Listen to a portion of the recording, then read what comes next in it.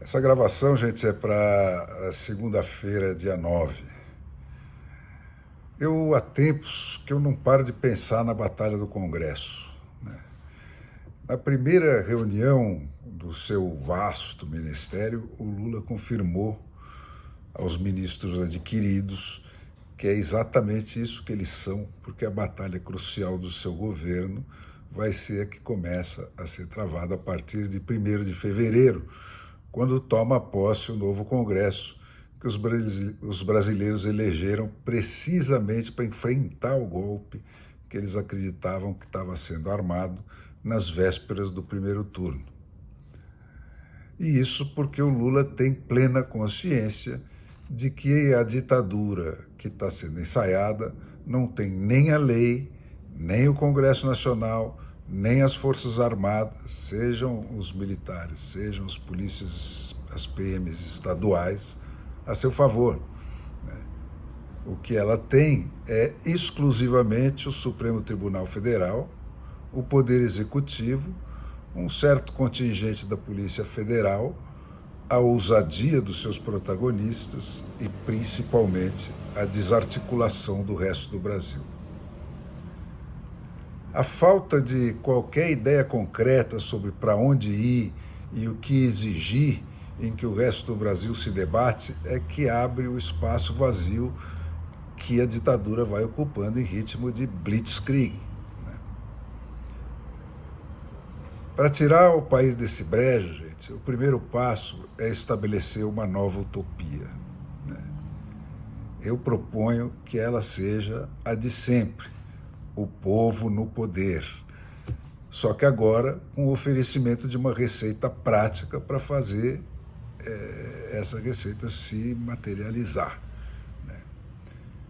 Se ela for traduzida em passos concretos e leis específicas, poucas e cobráveis, essa utopia redesenhada deve ser o mote para a mobilização permanente desses brasileiros indignados e cansados da opressão que perambulam pelas ruas e pelas estradas dos 4 cantos do país aí, só que batendo cabeças, sem ter uma mensagem clara em que se pendurar. Mas essa utopia vai ter que ceder lugar nas prioridades do novo Congresso, que toma posse já no mês que vem, para as manobras de ressuscitação sem as quais a democracia brasileira definitivamente não vai sobreviver. Então, para já, as prioridades dos novos legisladores eleitos no primeiro turno são, número 1, a retomada da presidência do Senado.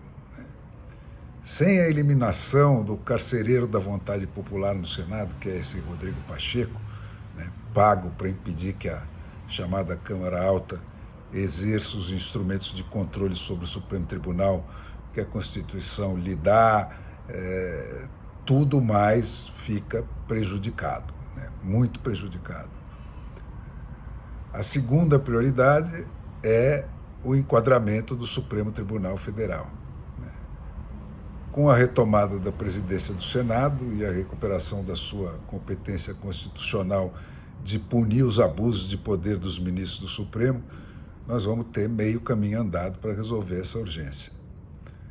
Mas o controle do Supremo Tribunal, dado tudo que nós passamos, tem que ser melhor garantido para o futuro numa emenda constitucional estabelecendo 4 proibições que, se violadas, implicam em demissão automática e sumária do ministro infrator. 1, a de qualquer manifestação dos ministros fora dos autos. 2, a proibição da tomada de qualquer decisão monocrática. 3, a proibição de decidir o que quer que seja, senão a constitucionalidade das leis passadas pelos representantes eleitos pelo povo no Congresso. E 4, a proibição de legislar ou criar outros subterfúgios no regimento interno para aumentar o alcance definido pelo Congresso para as decisões do Supremo Tribunal.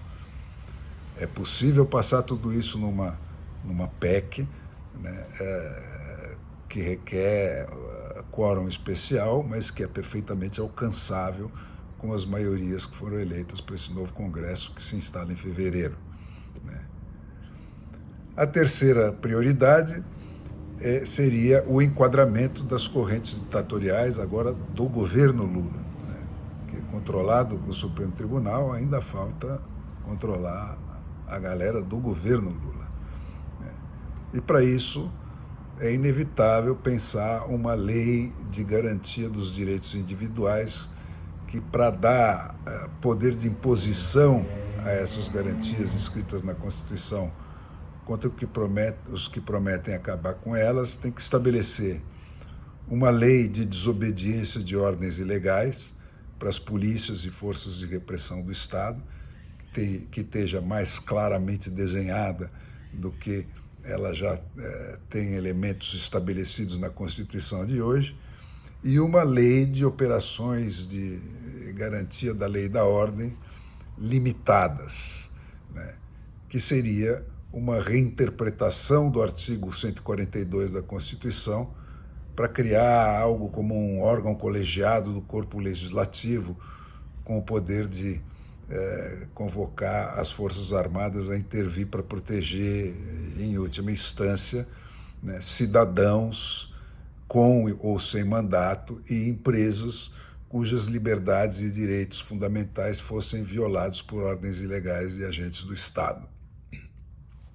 Isso é preciso porque, embora sem base na Constituição ou em qualquer lei nacional, o Supremo Tribunal e agora também os órgãos desse judiciário que está sendo criado juntando o aparato de segurança pública no governo Lula contra a lei e contra a Constituição, baixam ordens de prisão e de censura e de outras formas de cerceamento das liberdades individuais e que não vão parar sem que se lhes oponha uma força tão grande ou maior que a deles. Então a minha sugestão é alguma coisa que vá nessa direção, que não é de substituir os poderes, as instituições democráticas pelas Forças Armadas, mas fazer intervenções pontuais para desmanchar ordens ou impedir o cumprimento de ordens ilegais dadas contra cidadãos e empresas que não estejam violando nem a Constituição nem a lei. E, em quarto lugar, eu proporia uma nova lei dos poderes da cidadania, né, que é essa que nos traz de volta ao início dessa lista de prioridades, né. Ela teria como horizonte a eleição de 2026, na qual uma proposta como essa poderia se pendurar quase que como um plebiscito, né, se ela tivesse abraçada por um ou por mais partidos políticos envolvidos na disputa, né. E o que ela faria seria a reforma política democrática, finalmente estabelecendo a desestatização dos partidos políticos e das campanhas eleitorais e eleições distritais puras, com os direitos de retomada de mandatos, de iniciativa e de referendo popular de leis e de eleições de retenção de juízes daí por diante. A própria ditadura, gente, está procurando esses mesmos caminhos, né, ao tratar de criar leis a posteriori para legalizar os seus atos ilegais. O que o país vai assistir a partir de fevereiro é, portanto, uma corrida, né? De um lado, vai estar o lulismo, com toda a sua vasta experiência em métodos de convencimento de parlamentares, tratando de legalizar a posteriori as ilegalidades que levaram ele ao poder e as violências que ele já pratica ou anunciou que pretende praticar para não sair mais do poder, né? E do outro lado, o Brasil e o poder de pressão do seu povo, que é absolutamente irresistível se ele mostrar vontade para tanto, né? E tratando de reafirmar o Estado democrático de direito, de reinstalar os três poderes da República, né? O Judiciário, o Ministério Público e o Legislativo, que estão escanteados, né?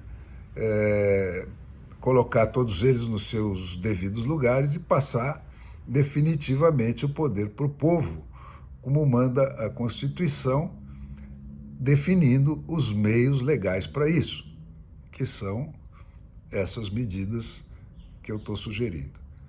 Não na minha cabeça, mas porque foi isso que reconstituiu a democracia americana e faz funcionar a democracia suíça, que é o padrão que os americanos copiaram pela metade. Nós podemos e devemos copiar ele inteiro, né? E para os descrentes, né, eu reafirmo, gente, não só a vitória do povo brasileiro é perfeitamente possível, como ela é absolutamente certa se ele mostrar vontade para tanto e mantiver a mobilização a qual esse povo já provou que está disposto, só que focada no alvo correto.